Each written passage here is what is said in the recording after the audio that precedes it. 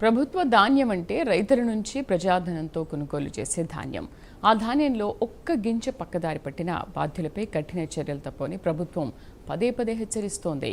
స్వయంగా పౌర సరఫరాల శాఖ మంత్రి ఉత్తమ్ కుమార్ రెడ్డి కూడా ఇదే విషయాన్ని స్పష్టం చేస్తున్నారు. కానీ ఆయన సొంత నియోజకవర్గమైన హుజూర్ నగర్లోనే ప్రభుత్వ ధాన్యం భారీగా పక్కదారి పట్టిందన్న ఆరోపణలు ఇప్పుడు కలకలం రేపుతున్నాయి. తనిఖీల్లో కోట్ల విలువైన ధాన్యం వ్యత్యాసాలు బయటపడుతున్నాయన్న వాదనలు వినిపిస్తున్నాయి.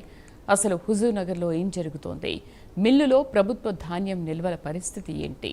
అధికారులు ఎప్పటికప్పుడు తనిఖీలు చేస్తున్నారా, లేక అధికారుల పర్యవేక్షణ లోపాన్నే కొందరు మిల్లర్లు అవకాశంగా మార్చుకుంటున్నారా? మంత్రి సొంత నియోజకవర్గంలోనే ఈ ఆరోపణలు రావడంతో ఇప్పుడు అందరి దృష్టి ఇటువైపే పడింది. Watch this story.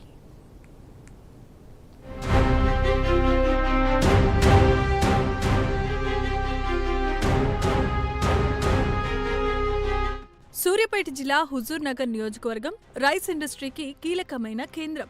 నియోజకవర్గం వ్యాప్తంగా రైస్ మిల్లులు, మోడర్న్ రైస్ మిల్లులు, బాయిల్డ్ రైస్ మిల్లులు కలిపి సుమారు 40 నుంచి 50 వరకు ఉంటాయి.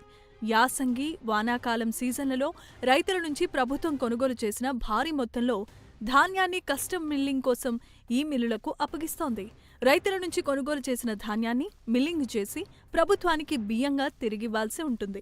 పేదలకు నాణ్యమైన బియ్యాన్ని అందించాలనే ప్రభుత్వ లక్ష్యంలో మిల్లర్ల పాత్ర అత్యంత కీలకమైనది. కానీ ఇక్కడే అక్రమాలు జరుగుతున్నాయి అనే ఆరోపణలు వినిపిస్తున్నాయి. ప్రభుత్వానికి చెందాల్సిన ధాన్యాన్ని కొంతమంది మిల్లర్లు పక్కదారి పట్టిస్తున్నారని, మిల్లింగ్ చేసిన బియ్యాన్ని హైదరాబాద్తో పాటు ఇతర ప్రాంతాలు, రాష్ట్రాలకు తరలిస్తున్నారన్న ఆరోపణలు ఉన్నాయి. అయితే ఈ ఆరోపణలపై అధికారిక నిర్ధారణ, ఆయా మిల్లుల వివరణ కూడా కీలకమే.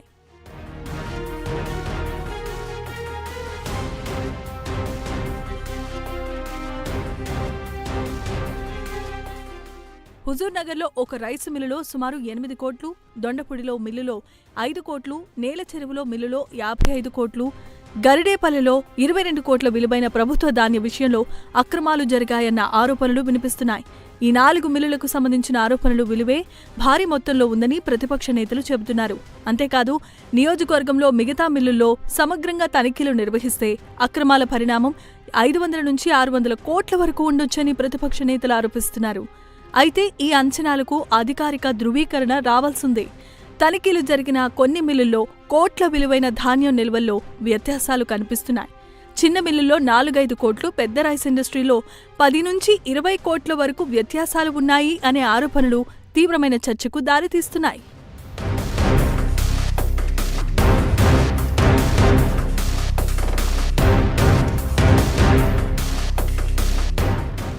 ఇక్కడే అధికారుల పనితీరుపై ప్రశ్నలు తలెత్తుతున్నాయి.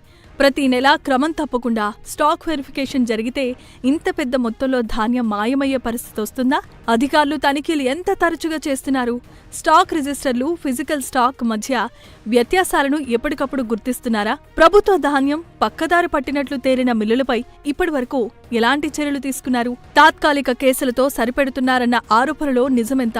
ప్రభుత్వ ధాన్యాన్ని దుర్వినియోగం చేస్తే కఠిన చర్యలు తప్పవని పౌర సరఫరాల శాఖ మంత్రి ఉత్తమ్ కుమార్ రెడ్డి పలుమార్లు హెచ్చరిస్తున్నారు. ఇప్పుడు ఆయన సొంత నియోజకవర్గమైన హుజూర్ నగర్లో ఇలాంటి ఆరోపణలు రావటం మరింత ప్రాధాన్యత సంతరించుకుంది. ప్రభుత్వ ధాన్యాన్ని నిజంగానే పక్కదారి పట్టించినట్లు దర్యాప్తులో తేలితే బాధ్యులపై ప్రభుత్వం ఎంత కఠినంగా వ్యవహరిస్తుంది?